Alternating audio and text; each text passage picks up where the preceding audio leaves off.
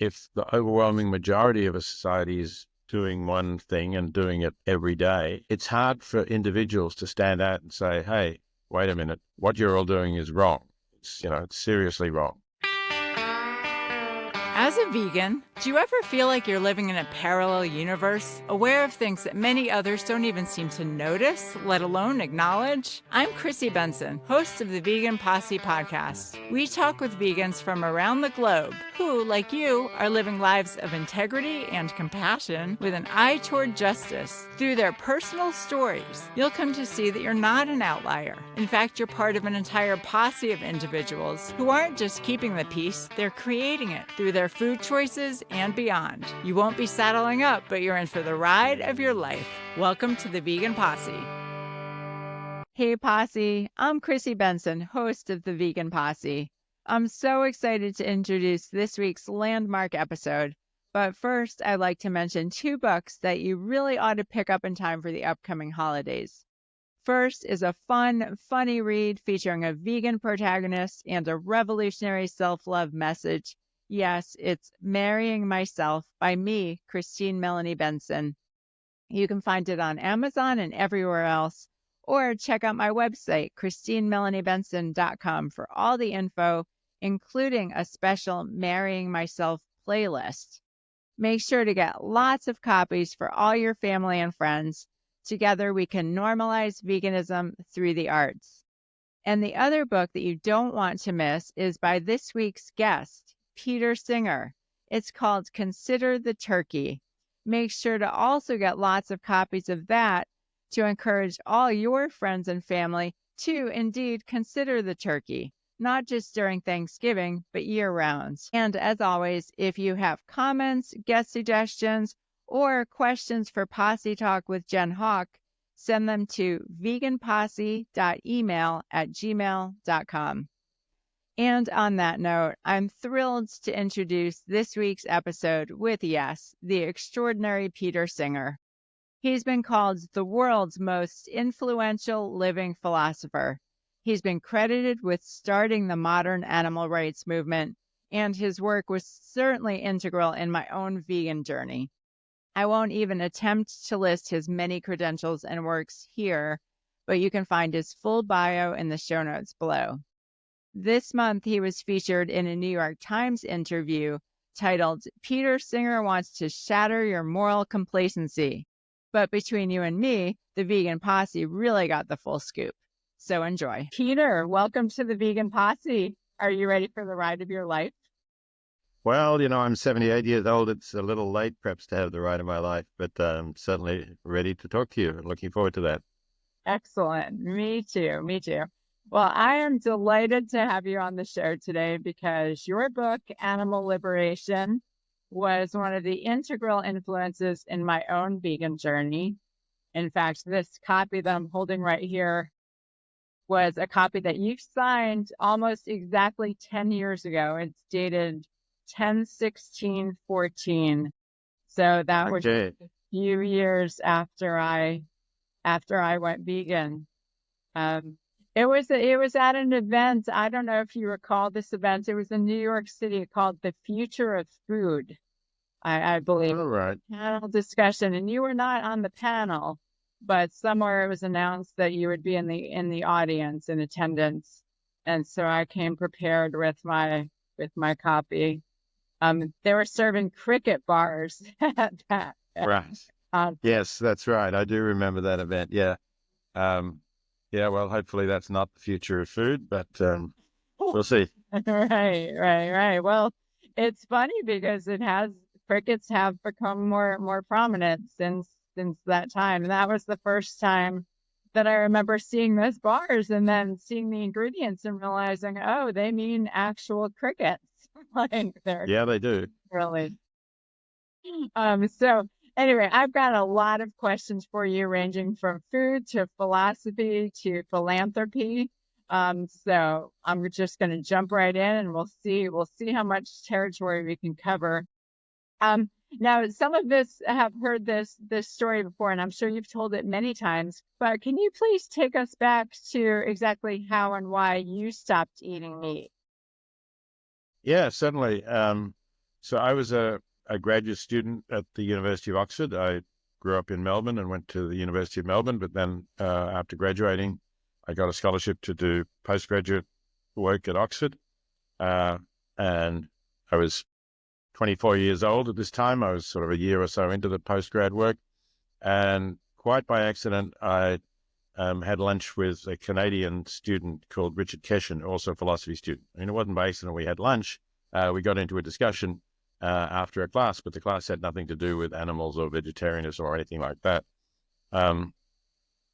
But Richard invited me to continue the discussion over lunch at his college.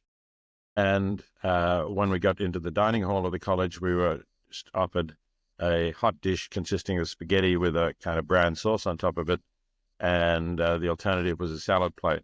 And Richard asked whether there was meat in the sauce on the spaghetti. And when he was told there was, he took the salad plate. So, I didn't say anything at the time, but once we'd finished our discussion we were having after the class, I asked him what his problem was with meat, because, it's hard for younger people to realize today that in 1970, I had been, through an entire undergraduate degree and even doing a master's at the University of Melbourne, and, a normal social life, lots of friends. I didn't know anyone who was a vegetarian, no one at all. I'd never really had a conversation with a vegetarian. I'd met some people in India who were vegetarians, but for Hindu sort of reasons, not for any other reasons. I wasn't going to identify with that.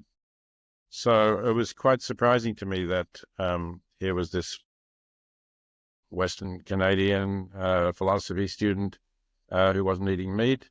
And I wondered what the reason for that might be. And essentially he said that he didn't think it was right to treat animals the way they were being treated in order to be made into the food, the meat that I was then eating in my spaghetti sauce. And I said, well, don't they have good lives? They're out in the fields all day. They're fed. They're protected from predators. Yeah, sure. At the end, I know they get trucked off to slaughter, but maybe one bad day isn't such a bad deal for a pleasant life. But Richard said, no, animals have been taken inside. They're very crowded indoors.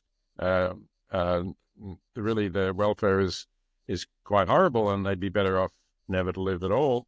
But whatever can be done to them in order to produce their meat or eggs or milk more cheaply will be done to them. And I said, really? Never. I knew nothing about that. And again, here I am, reasonably well-educated, 24-year-old, never heard of factory farming.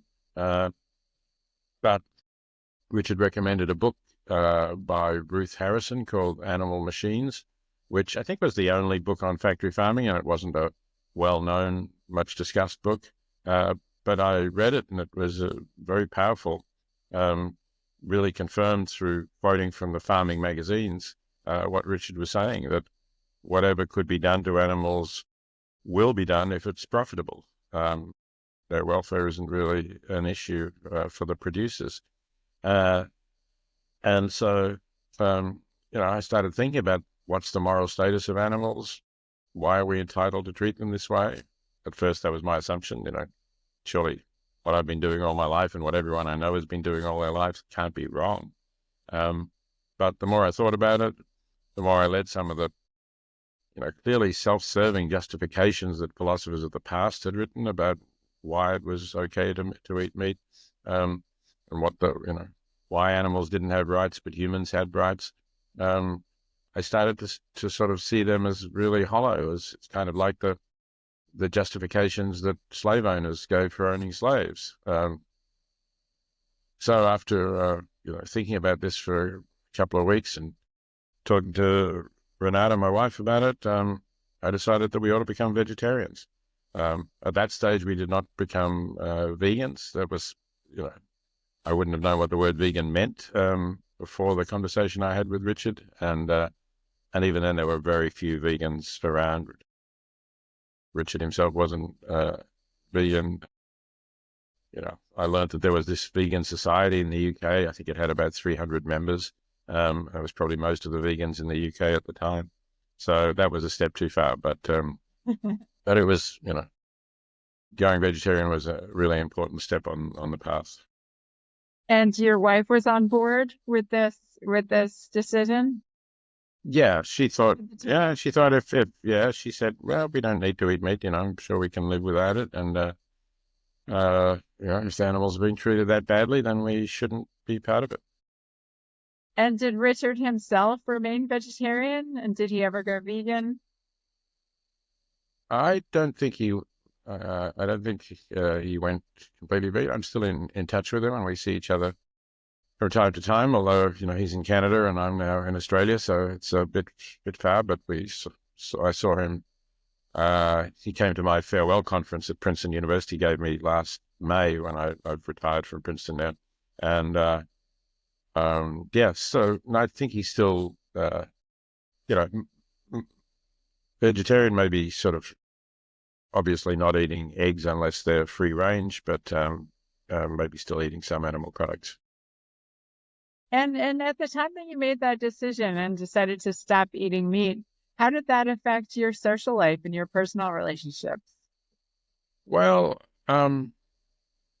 it's interesting. There were some friends we had in Oxford who actually were also persuaded when I talked to them about it. And maybe I can't remember if they also read Ruth Harrison's book, but so there were, I think, 3 couples who we knew who then moved to becoming vegetarian, which was great. And really made it feel like, wow, this is a movement, this is happening.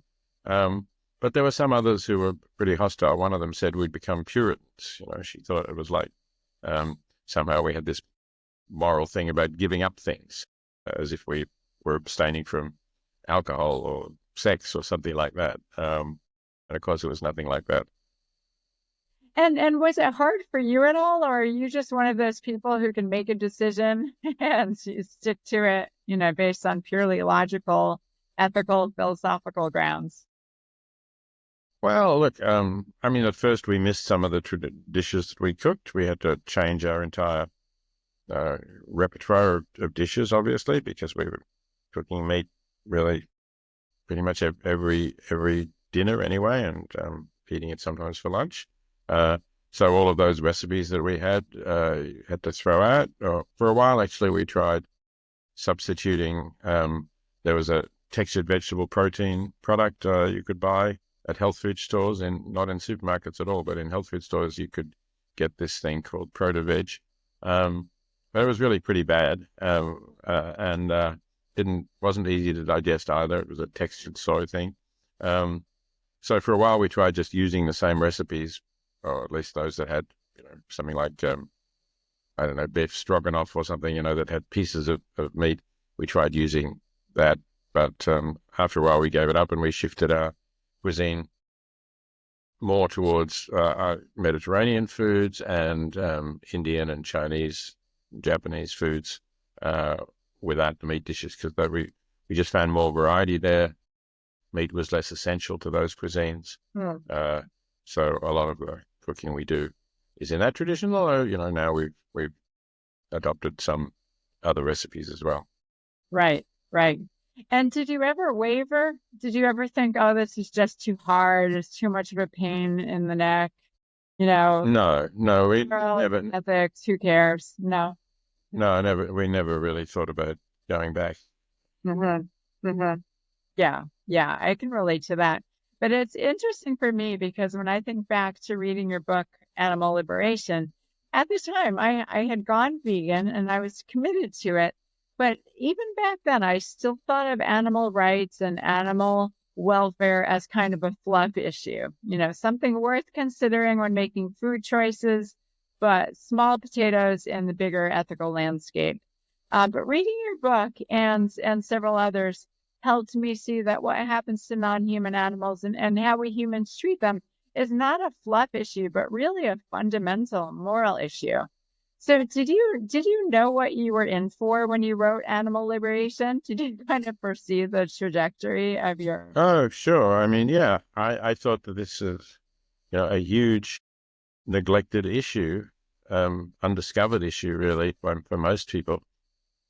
comparable to issues, as I say, in animal liberation, comparable to issues like racism and sexism.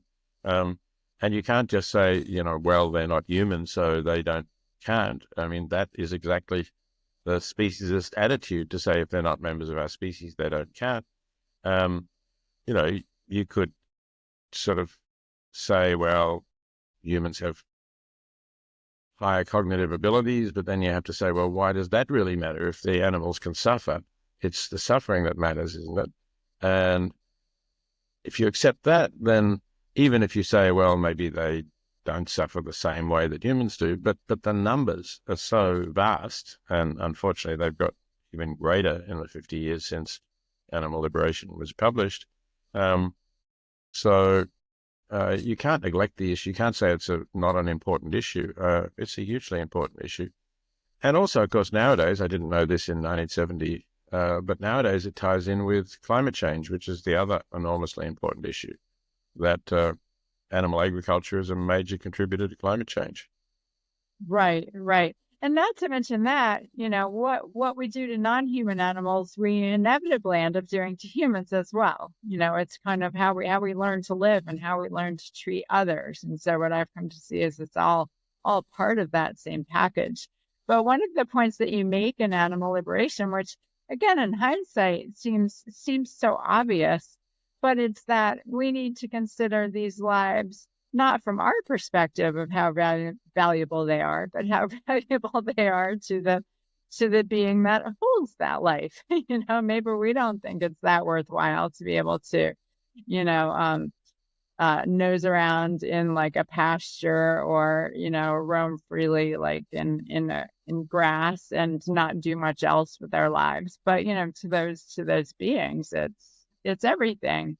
And I have a vegan friend who just made that comment regarding cognitive abilities. Number one, of course, we humans like to measure intelligence by standards of human intelligence. We don't measure it by sonar abilities or by, hearing abilities or sight or anything like that. But my friend made the comment, well, even if these other animals are less intelligent, doesn't that mean that they deserve even more care and concern, if they're less able? Like we would apply that line of thinking to humans with cognitive disabilities. We'd say they deserve, some consideration, some care. What do you think of I don't actually think they deserve more consideration. I in the first chapter of Animal Liberation, I defend a principle of equal consideration of similar interests.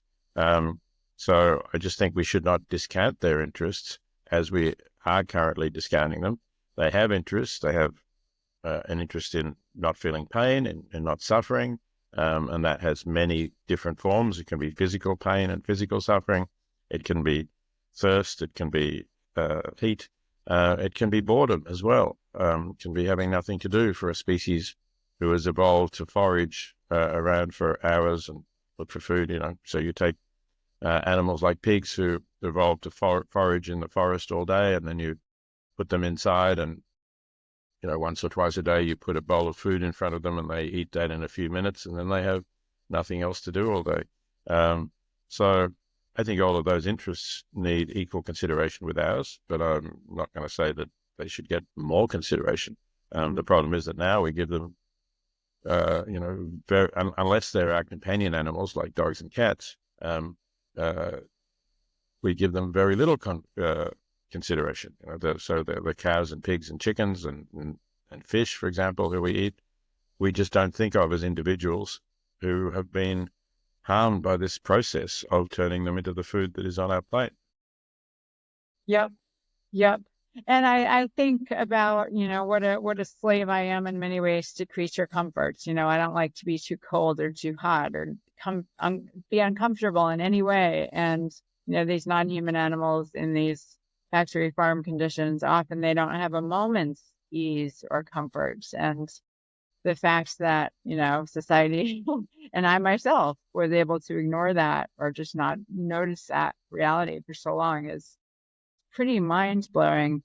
But you yourself, of course, are not someone who shies away from controversial ideas. And foundational though it was to the vegan movement, your book, Animal Liberation, has strong criticism from some in the animal rights movement for being based on the concept of utilitarianism rather than on animal rights. I myself don't consider myself a utilitarian, but I do think of utilitarianism as at least a useful starting point for considering moral questions, at least beginning with the question, what's the greatest good for the greatest number? So can you talk a little bit about the important distinctions between, animal rights and utilitarianism and, where we can run into moral trouble with those ideas? Well, I think it's important to say that Animal Liberation is not a book that is based on utilitarianism. It is a book that is open to people from many different moral perspectives. So the critics are saying, well, Peter Singer's a utilitarian, so this book must be arguing from a utilitarian perspective. But it's not. And the same is true of some of my other work. So an article I wrote about global poverty called Famine, Affluence, and Morality, which also then turned into a book with the same title, and another book, The Life You Can Save. They are arguing that we ought to be doing more to help people in extreme poverty, but they are not addressed specifically to utilitarians, just as Animal Liberation. And by the way, I want to mention the completely revised and updated Animal Liberation Now, which came out last year. Neither of those books are requiring the reader to accept utilitarianism. They're requiring the reader to say, why do we regard the interests of members of the species Homo sapien as overriding the interests of members of other species? Or if you want to put it in terms of rights, why do we think that only humans have rights and no members of other species have rights? And the argument against speciesism, which is the core of the ethical argument of the book, is a quite general argument that you can apply to essentially any moral view. It's a demand to justify what I think can't be justified, and that is the idea that our species is the only one that matters morally, and that the circle of moral concern stops at the boundary of our species. And I don't think any moral view can justify that. So that's the first point that I want to make to your question. The second point is, why don't I base the argument on animal rights, as some other philosophers, Tom Regan is a good example, do? Well, I think arguments that are based on rights often get stuck. They get stuck in basically a conflict of intuitions about rights. And to move away from the animal issue for a moment, the abortion controversy is like that, right? So some people will say the fetus has a right to life, or, from conception, the human developing human being has a right to life. And other people will say women have a right to control their bodies, and they have a right not to reproduce if they don't want to reproduce. And where do you go if you have those two statements? How do you ever resolve that? How do you ever say, well, there is this right, but not that right? I think you can't. You have to ground that in something else. And I think utilitarianism, that is the view that well-being, having an enjoyable, pleasant, happy life is a good thing, and that experiencing pain, suffering, misery are a bad thing. Just take those as the basic values of classical utilitarianism. That provides you with a starting point that we do all accept. And then you can get an argument going, because you can say, well, okay, so why would it be the case that it matters whether humans are not suffering, not in pain, not miserable, and better for them to be happy and enjoying their lives? But it doesn't matter for other beings who are clearly capable of suffering, capable of feeling pain, and capable of enjoying having pleasant experiences too. And that's the question that, as I say, I don't think any of the critics of the view that I put forward in Animal Liberation have succeeded in answering.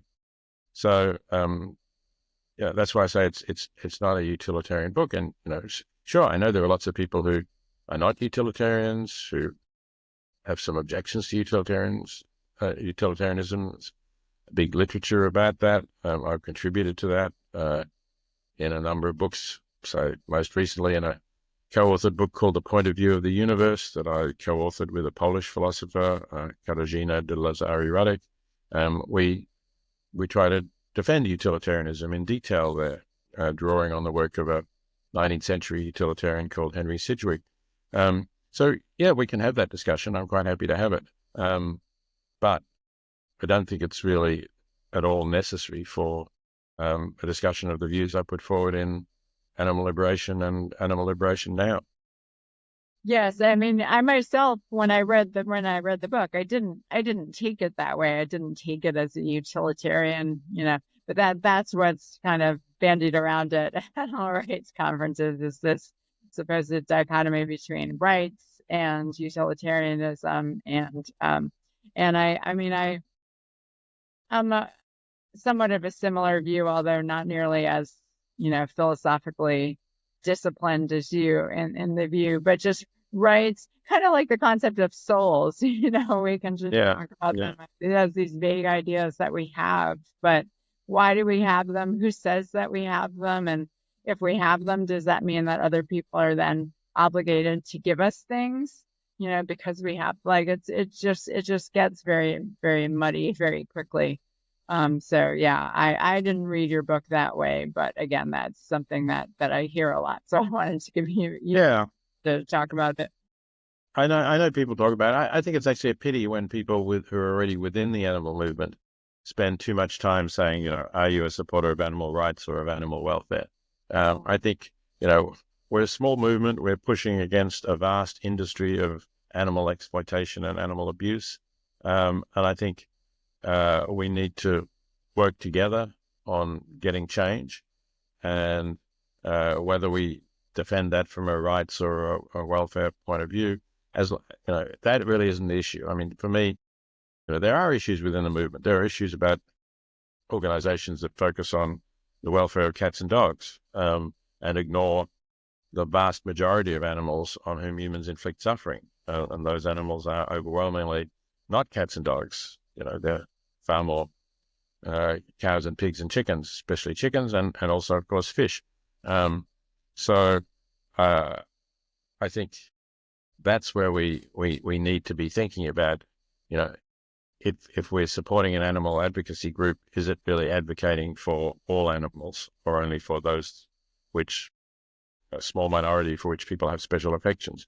That's a reasonable discussion. But whether we're basing our attempt to sort of reduce the exploitation of animals on rights or welfare seems to me to be not a crucial point at this stage of the struggle against animal exploitation.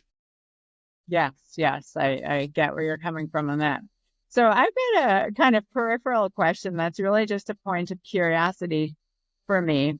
But I'm a fan of the fiction author Alexander McCall Smith, and I don't know if you're familiar with him, but the reason I know him. Yeah, I've met him. Okay, because he's got a series featuring a woman named Isabel Dalhousie, who's a moral philosopher, and she's decidedly non-vegan or even vegetarian.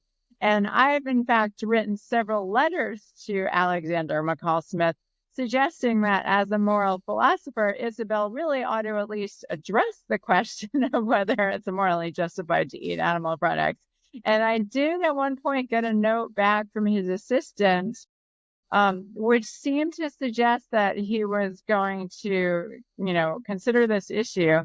And at the end of one of the books in that series, it really did seem that Isabel was on the verge of going vegan. But then in the subsequent novel, she's back to eating all kinds of animals.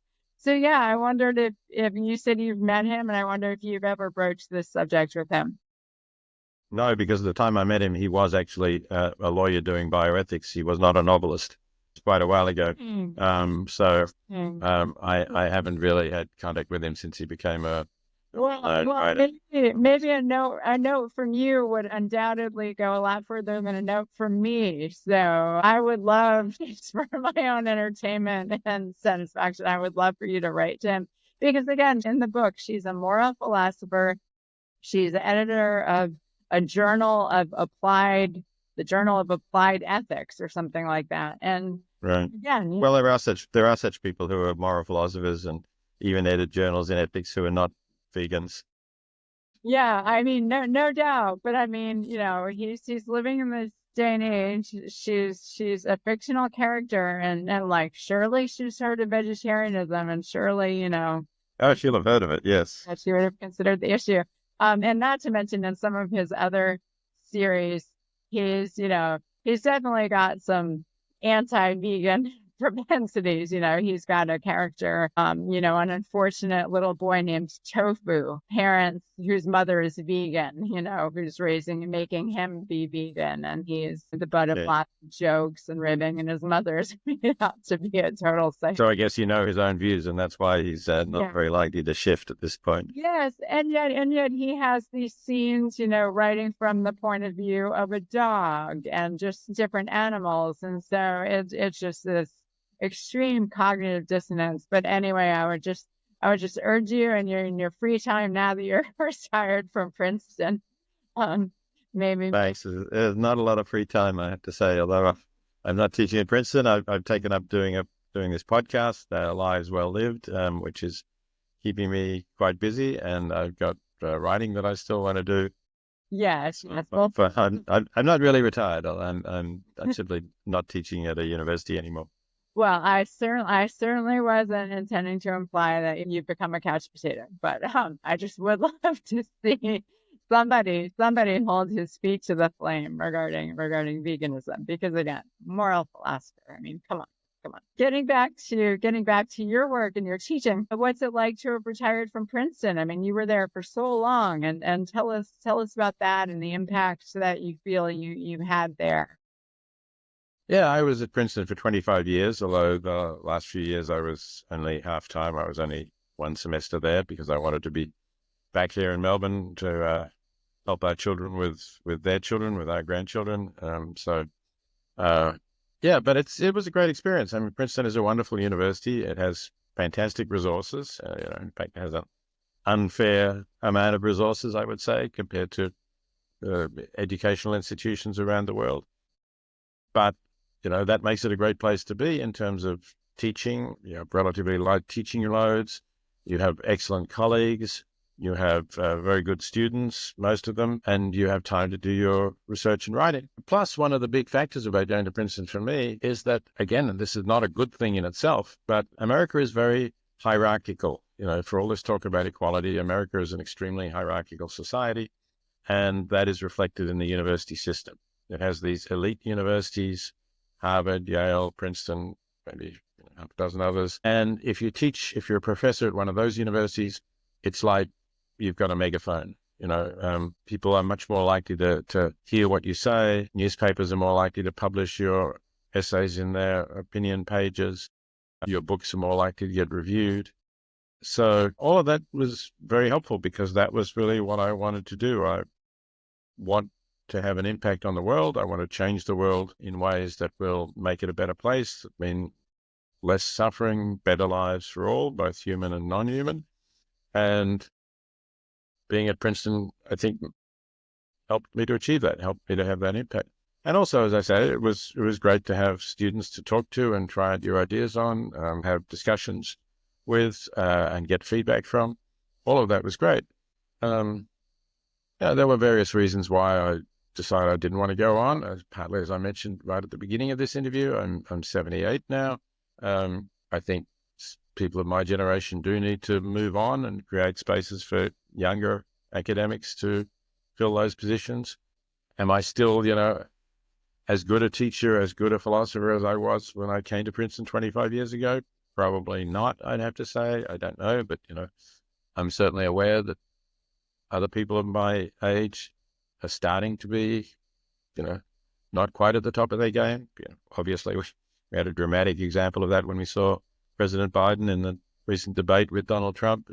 So that was another factor, Plus, I think, as I said, I was half-time for the last few years, and both my wife and I found moving backwards and forwards something of a strain. And so that's really why we decided to quit. But as I say, I don't think of it as retirement because instead of teaching students, which was a good thing to do and which had some impact on the lives of many of those students anyway, I'm now reaching these different audiences through that podcast, Lives Well Lived, that I mentioned, through I'm doing a Substack. I'm also just in general expanding my social media output in terms of making various comments and trying to draw a larger global audience to replace the more selective student audience that I had at Princeton. Yeah, that makes sense. That makes sense. There's always a new chapter. It's not to say that what we were doing isn't worthwhile, but it's always good to switch things up and just start a new chapter. That's what life is all about. So I mean, I applaud you for moving on to different things, and also just for, taking the opportunity to enjoy time with your family and your grandchildren. And, I'm sure they appreciate having you closer. Yeah. I hope so. The problem is, once they become teenagers, they are less appreciative of it than they were when they were smaller. Right. Yeah.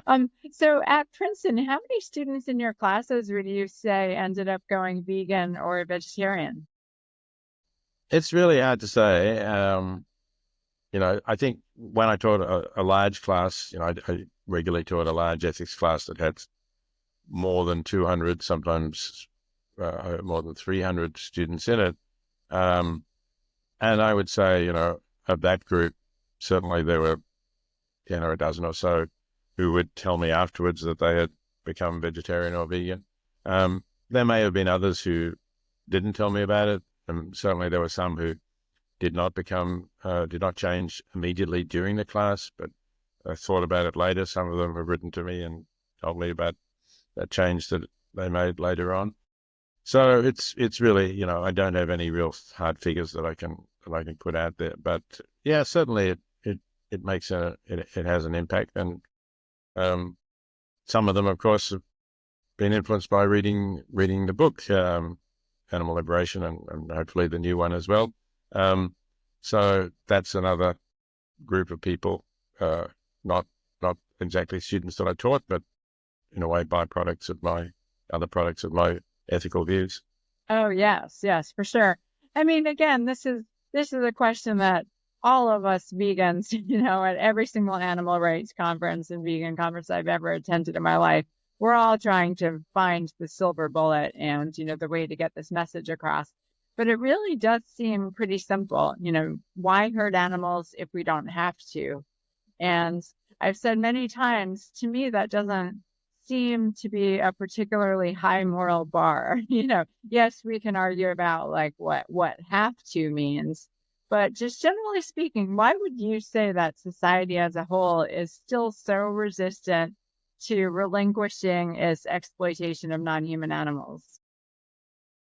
I think it's harder to change people's food habits than I had thought when I wrote Animal Liberation. I had hoped, admittedly, I didn't always think that this was going to happen, but my hope was that people would, as you say, see that this is quite a simple argument, that they would discover, as I had discovered, that animals had miserable lives in factory farms, and that's where the majority of the animal products that people eat come from. And at the very least, they would avoid that, even if they didn't become completely vegetarian or vegan. They would, they would become what is sometimes called a conscientious omnivore, somebody who searches out for more humane animal products, more humanely raised animals. But even that didn't really happen. And I think, as I say, it's partly that food habits are hard to change, and it's partly that if the overwhelming majority of a society is doing one thing and doing it every day, more than once a day typically, it's hard for individuals to stand out and say, hey,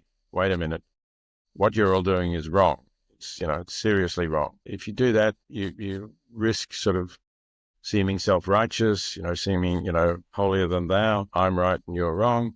And I think, in fact, that is the case. I think we ought to just accept that, just as anybody thinking back to the slavery era would now say, hey, the slave owners were wrong. And people who stood up to them and said it's wrong to own slaves were the heroes who we now honor. And I think that situation is still around in the case of animals. So, I'm not saying that we shouldn't stand up because most people are thinking that this is okay, but I'm saying that it takes a certain amount of courage and individuality and independence to do that. It will be a lot easier if we get to the point where we have 30 or 40% of the population who are vegan, and then it will be easier for others to join. But at the moment, we're not near that level, and I think that's why it's really hard to get that growth that we need to get the critical mass to change society as a whole. Right. Yeah, I think you're totally on target with that. And I see it just, for instance, in my sister, who is younger than me, and she agrees philosophically with veganism. She agrees on a nutritional level. She's a nurse. I think she's not as educated on the subject as I am, but still, I think she believes that it's healthier. And yet, she's just a more conventional person than I am. And as long as this is the norm, she's not going to buck it. So it's very interesting. You'd like to think that, we humans are more evolved than just going along with the tribe and the convention. But I think you're right. That really is still what dictates so much of our behavior. So from what I understand, you're an atheist, as am I, although I tend to describe myself as a Buddhist-minded heathen. But I've been asked on occasion how I can have any true ethics or morals or any sort of higher principles without the conception of a God. And I can't say that I'm fantastic at answering that question. But what's your response to that question? Well, okay, so I think the best way of responding is to ask people who believe in God whether they think that God is good, right? And if, as Christians, and I think Jews and Muslims anyway typically say, they will say, yes, we do think God is good. So then the question is, well, what do you mean by saying God is good? Because if you think that all morality comes from God, are you just saying that God does what God likes, or what God thinks best? Or is there an independent standard by which you're judging that God is good? And if you want that statement that God is good to make real sense, if you want it to mean more than, God does what God likes or wants or something of that sort, then you need an independent standard of good, what's good to judge that, right? And I think, in fact, we do have those standards. If God said, for example, you should take kittens and torture them slowly to death, we would say, hey, that can't be right. That can't really be God, we might say. But, that's our own standard of judgment that we're making. And I think, in fact, people who think that you get the moral rules from Scripture ought to look at all of the rules in Scripture and see that, in fact, people pick and choose their own interpretations.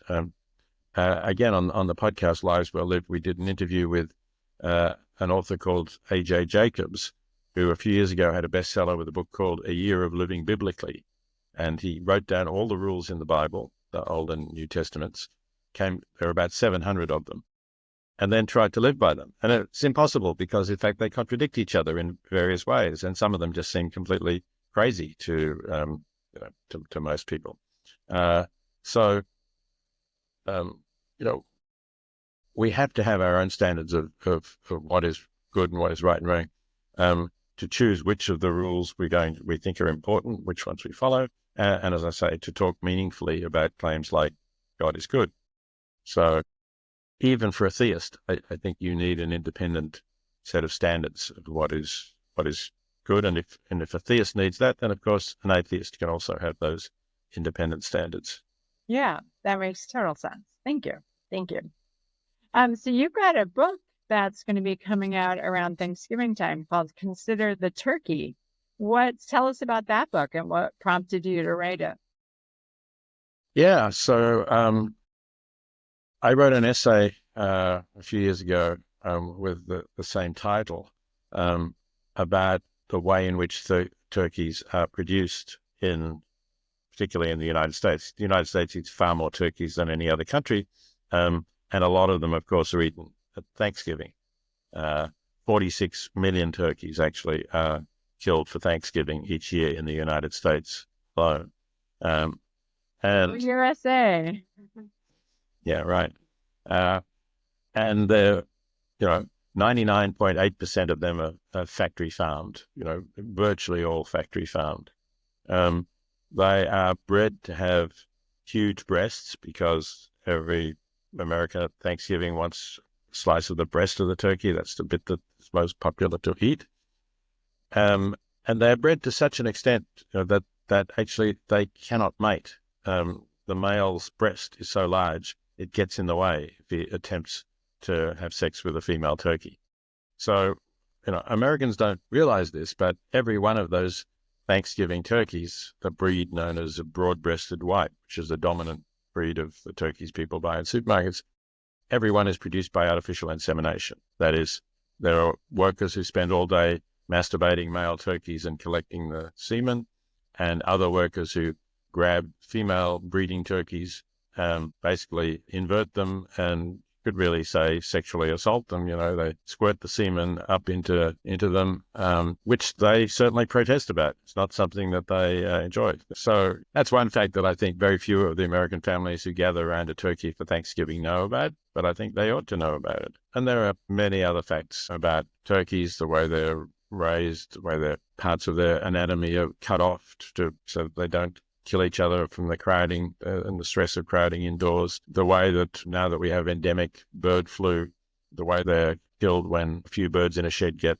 bird flu, and basically the shed is just closed off, the ventilation is shut down, and these birds are heated to death. Thousands of birds are heated to death over several hours. There's a lot of facts about turkey production that Americans are not aware of. And so I decided I would do a small book about it to elaborate on what I had written in the essay, and Princeton University Press are bringing it out in October. So people will have time, I hope, to read it and think about it before Thanksgiving and maybe not participate in that tradition of eating turkeys at Thanksgiving.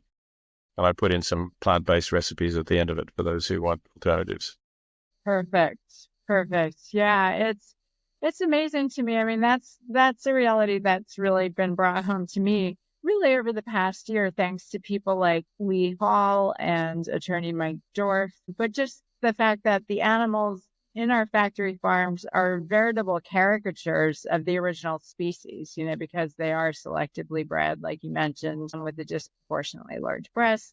And then there are all these practices I didn't know about the artificial insemination among turkeys. I knew, of course, in the dairy industry. In fact, I wrote a satirical news story about how the dairy industry explains that what it does to bulls is totally different from bestiality, completely different from bestiality, even though it begins with, jerking off a bull. But yeah, what do you make of that? And just, how we humans have corrupted these birds' natural evolution. And, what's the solution other than, to stop eating these birds? But to me, it's just enormously tragic that we've, not only kill all these birds, but we've just really corrupted the evolution of these creatures who were these noble, beautiful birds, and they've just become these cartoonish, grotesque versions of what they used to be. Yeah, absolutely. I mean, there's plenty of films about wild turkeys, and a lot of Americans, of course, know wild turkeys because if they live outside the city, they may see wild turkeys around their backyards or in their area. And they're birds who live in small social groups, just a handful, 5, 10, 15, maybe at the most. And they have a varied life, and they can flutter around. They will go up to flutter into trees to nest and so on. And we've bred this bird, which is completely different, really, a bird who grows very, very fast. That's the main thing, because there's more profit in getting these birds to grow very quickly. So they put on weight very fast. The birds who are killed at Thanksgiving, although they're large, are very young. They're maybe 3 to 4 months old. And so as they grow, they weigh so much that their legs, which are still immature, actually struggle to support their weight. And they have foot deformities and leg deformities. And they're quite likely to be in pain for the last weeks of their life because their legs cannot really bear their weight properly. Yeah, it's pretty tragic what we've done to turkeys. And as I say, it's on such a vast scale. I mean, I said 46 million for Thanksgiving alone. I think it's somewhere over like 250 million turkeys who are raised annually in the United States. And most of them are going to be having miserable lives. There's a handful of traditional producers, but in terms of numbers, it's completely insignificant. Right. And I remember when I was living in New York City going to a talk by an author, I don't remember his name, but he had written sort of an expose of Tyson Foods, just about this industry, chickens and turkeys and just poultry in general. And this horrific expose of just how Tyson exploited the small farmers and put them out of business, how it treated the birds, just how it basically exploited and, abused everyone in sight, human and non-human. And then at the very end of his talk, he said regretfully, I do still buy their products because unfortunately they're just the largest producer and there's nowhere else really to get to get chicken or turkey. And I just, and I of course had to point out that you kind of negate the whole message of Absolutely. expose by saying that you still buy these products. And I went up to him afterwards, and he was a nice guy. And he was saying, yeah, I wish I didn't have to, but there's nowhere else to get chicken or turkey. And I said, I'm a vegan. I don't need chicken or turkey at all. And you could see this light go off in his eyes. Like I could tell it literally had not occurred to him that was an option. And I have no reason to think he's made any changes since that conversation. But it really struck me how unaware people can be, just, that we don't have to consume these. Yeah, absolutely. And that goes back to what we were saying before about how people find it difficult to imagine life without eating meat because they're growing up in a society that most people do eat meat. And it's only the ones who are not conventional who are going to make that change. And I guess this author, despite writing about Tyson's and the chicken and turkey industries, was still a conventional person underneath. Yeah. And again, maybe I planted some seeds. I'm not counting on it. Well, I've got just a couple more questions for you because of course there's so much I could ask you about, but I want to respect your time. But one thing I'm curious about, you've written a lot about philanthropy and how we should think about allocating our charitable contributions. How do you think simply being vegan and living a vegan life weighs in compared to the act of donating money to charity? So in other words, can we vegans rest on our laurels and say, I'm doing plenty simply by being vegan, so why should I contribute money as well? No, I'm sorry. I don't think you can rest on your laurels. They're not, Yeah. they're not mutually exclusive. You can do both. And it's not more expensive to be a vegan. I mean, yes, if you buy some of the elaborate food products that supermarkets might sell, they may be more expensive than cheap chicken or other meats. But if you're basically eating plants, it's quite an inexpensive diet. So the question is, what else are you spending your money on? And if you're donating your money to organizations promoting vegan living or opposing factory farming, that's fine. I don't have any problem with that.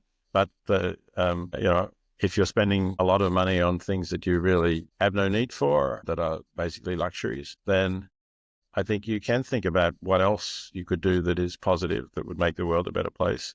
And donating to effective charities, whether they're effective charities for animals or effective charities for, let's say, humans in extreme poverty who don't have the resources to live a good life.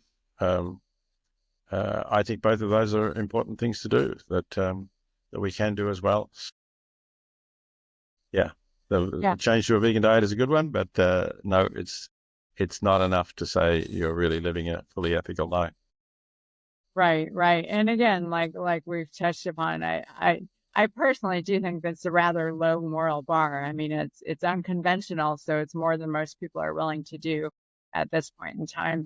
But even so, it's really kind of a pretty low moral baseline. But one thing I am curious about is you describe yourself as a flexible vegan. So what does that mean exactly? And do you worry that you might hurt the cause of animal liberation by sometimes eating, say, mussels or eggs from genuinely free-range hens? I would worry if I thought I were hurting the cause of animal liberation. But I think rather the reverse is true. I think some people are put off by the idea that, vegans are fanatical and that they, won't ever eat anything that contains any animal product. And I think that contributes to the somewhat negative image that many people have of vegans.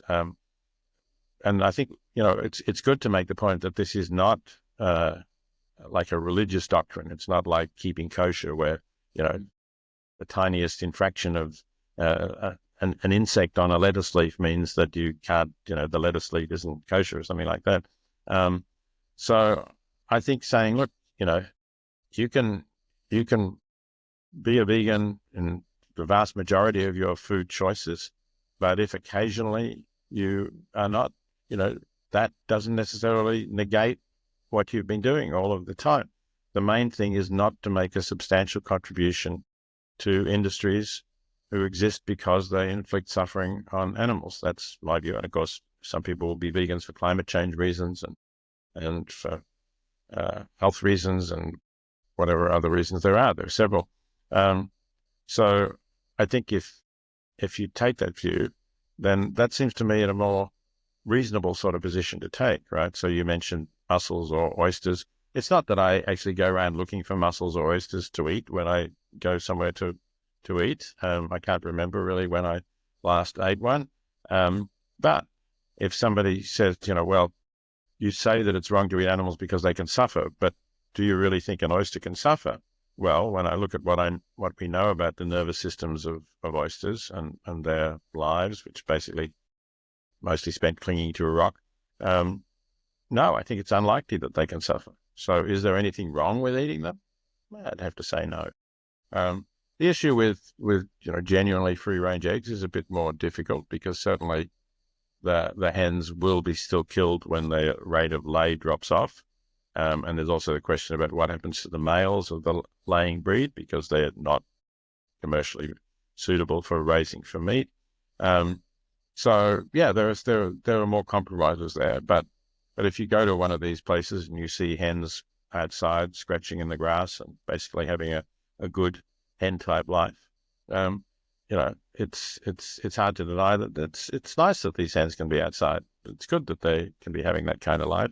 And if in order to give the hens that life, the farmer has to sell some eggs, it's not absolutely clear to me that that's wrong. There, as I say, there are certainly reasons for objecting to it, but where you have those good conditions, I don't think it's a clear-cut sort of ethical case to say, no, it's wrong to participate. Right. That makes sense. Okay. Well, Peter, where's the best place for people to order your book, Consider the Turkey, and to follow your podcast and just to keep up to date on everything you're doing post Princeton? Well, thank you for asking. The book is Consider the Turkey is published by Princeton University Press. You can go to their website and order it there. But it is also now available on Amazon and other online bookstores. And of course, if you have a favorite local bookstore that you go to, and I encourage you to do that because I think we need bookstores to survive, you can go to your local bookstore and say, do you have it in? Publication date is October 22nd. So I hope bookstores will have it in stock after that, but if not, certainly go and ask for it, and that will encourage them to bring it into stock. Well, wonderful. I'll look forward to that, and we'll include all that information in the show notes. And final question, which I asked all my guests, is there a particular word that for you sums up what being vegan is all about? I think probably compassion is the closest, if you have to have a single word. Could say ethics, I could say compassion. Maybe compassion means a little more to most people. Yeah, that about sums it up. Well, thank you so much for joining us and for sharing, such a rich history and such an interesting thought process and just, dispassionate, but also just really heartfelt way that you have of looking at things. I really appreciate just that combination of genuine compassion and also logic and philosophy and just rationality. So really appreciate it. So glad that you were able to join us on the podcast. Thanks, Chrissy. Just thrilled to welcome you to the posse. We close every session by taking 30 seconds of silence for all of the suffering animals, human and non-human, who desire, as we all do, safety, happiness, and the freedom to live out their lives without interference. So, Peter, I invite you to join me in 30 seconds of silence for the animals. Normally, we conclude with the sound of the bell, but I don't have my bell with me at the moment. So we'll just finish up at 30 seconds.